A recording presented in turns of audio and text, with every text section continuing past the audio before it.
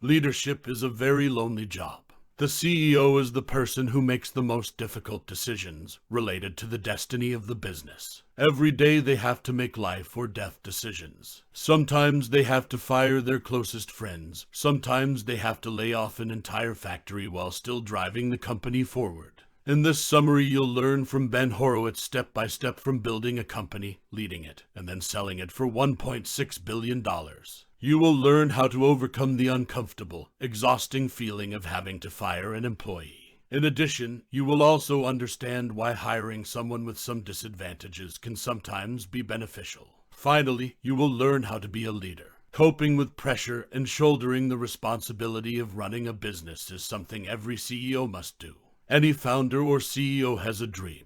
That dream revolves around building something beautiful and changing the world while enjoying the creative process and making lots of money. Unfortunately, no company can go in this direction because events are such an integral part of building a business. There are simply too many things that can go wrong on this adventure. A simple example is that companies are all affected by macro factors, such as economic crisis and recession, which lead to investors withdrawing capital, or more micro factors like the wrong hiring cause the company to lose its biggest customer. This is the challenge that the CEO must go through when the dream meets reality. This challenge involves pressure and responsibility, which is an inevitable part of running a business destiny. The CEO will carry the effects of this challenge with him throughout his life, physically and mentally, as well as his career choices and social relationships. It is these factors that make the challenge so exhausting, and it is these same factors that make up the great achievements. After all, the CEO is the person responsible for solving the company's challenges,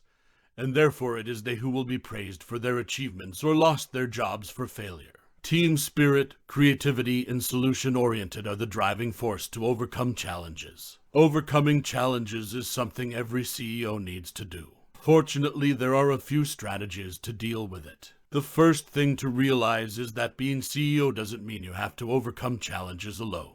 When faced with a crisis, find ways to get help from as many people as possible. An example of this is when the author's software company, Opsware, fell into a technology crisis. As CEO, the author gathered the company in a meeting and honestly told all employees that if they couldn't upgrade the product, the company would have to shut down.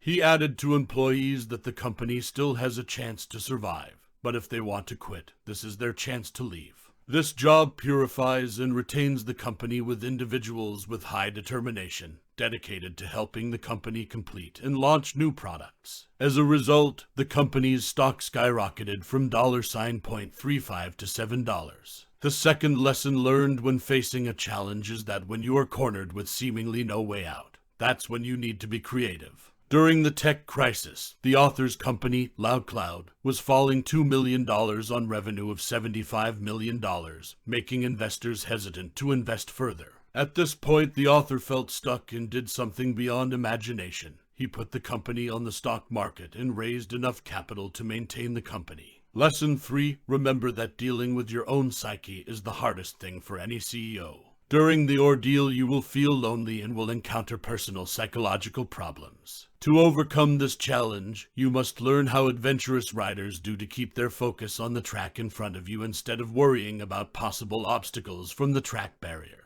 You also have to focus on the immediate solutions instead of worrying about the problems around. Being frank about your problems will help you find a solution quickly. No one wants to be the one to announce bad news. But if you're a CEO and the company is having a hard time, it's essential to communicate frankly with employees. Why? Bad news is automatically spread, so there's no point in trying to cover it up. It's the secrecy that makes bad news all the worse and unexpected. That surprise destroys employees' trust in leadership and can be devastating to employees' morale, especially when they see that they could have prevented these problems. Instead of keeping quiet, the CEO should quell speculation about bad news by mentioning bad news as soon as it arises. Only in this way can the company avoid discussions, doubts, and focus on solving problems. On the other hand, the sooner the problem is faced, the sooner it can be resolved. Imagine when a company is in crisis due to a sudden shift in technology in the market. When should a CEO do?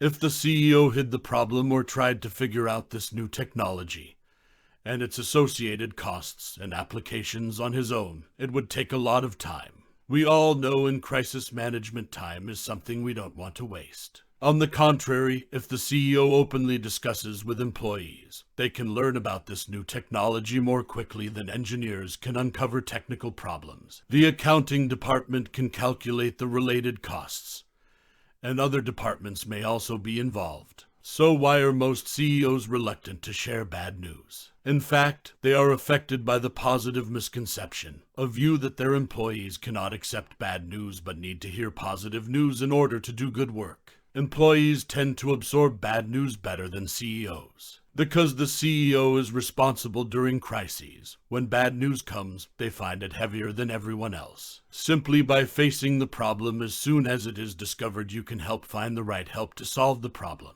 No one wants to fire someone, but if necessary, get it done quickly and reasonably. One task that any CEO wants to avoid is laying off employees. However, this is inevitable, and how you deal with it will have a big impact on the company. First, if you must fire an employee, do so as quickly as possible. As soon as a decision is made, it must be implemented immediately. Postponing a resignation is like rubbing salt on a wound. If you don't announce your decision to lay off staff early, information leaks are bound to happen. Then all employees will live in fear of not knowing if they will be laid off or not. They will go to their manager for more information, and if you insist on keeping it secret, the manager will be forced to lie to the employee. This will lose trust between the employee and the manager. On the other hand, if you do not inform your manager, they will be quite passive when subordinates ask about this issue.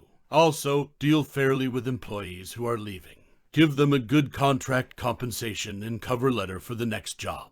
This will create a good impression for the employees who stay and create good conditions for future recruitment. After all, it is the right thing to do with conscience. When giving a reason for the layoff, the CEO must make it clear that it is the company's fault for not being able to retain employees. Why is it important to admit fault? First, admitting mistakes strengthens trust among employees who stay in the CEO. Second, people should understand that the company has encountered difficulties and has taken wrong steps, thereby finding a new direction. Should we actually do that? If you need to cut staff because the company hasn't met its goals, don't argue that the company is cutting staff to make up for inefficiencies. Explain that, because the company failed to meet its goals, it was unable to retain some of its talented people. When firing a manager, take responsibility for your bad hiring decision and make sure the company continues. When the company encounters difficulties, not only employees will be cut, but sometimes the CEO will have to let some managers quit. This is many times more difficult than firing an average employee because management positions have an important influence on the company both financially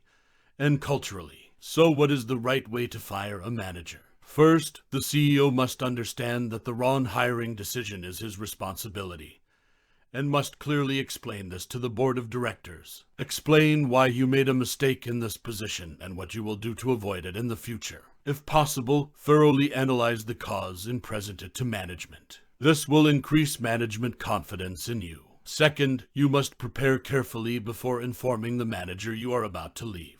From choosing words to offering a reasonable contractual compensation. Remember that you will end the contract with this person, and the meeting is not about their qualifications anymore. You certainly don't want to embarrass this employee. Famous CEO Bill Campbell once said, "You can't let an employee keep working, but you can certainly let him continue to respect the company." Respecting fired employees strengthens morale and confidence in those managers who stay, thereby helping to ensure smooth operation even after this employee quits. Think about it, if you criticize this employee, those who stay will also feel apprehensive about their position and lose interest in working.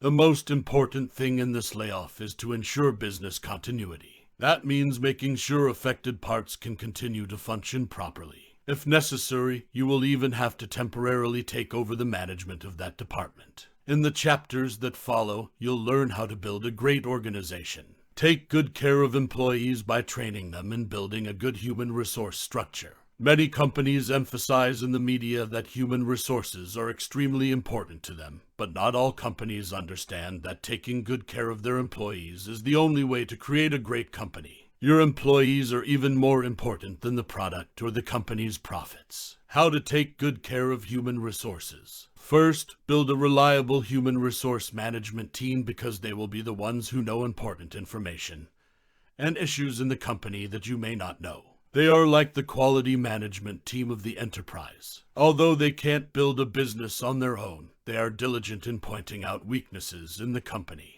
For example, you wouldn't be able to tell if your company's compensation isn't competitive with the market if no one complains to the human resources department. Knowing this information, you will find ways to adjust your current salary. Second, it is necessary to invest in employee training so that they increasingly develop the right capacity for the job. Every company has its own methods and tools, and you would be making a big mistake assuming that anyone new to the company can start working without training. What else? Must train by job function, that is, train employees with the skills and experience necessary to succeed in the position they accept. In addition to functional training, you should also provide management training for managers in the company. In this step, you teach managers how to train their subordinates, how to give feedback, and what types of feedback they should give. These two factors, a good human resource management team and rich training methods, are the foundation for taking good care of employees.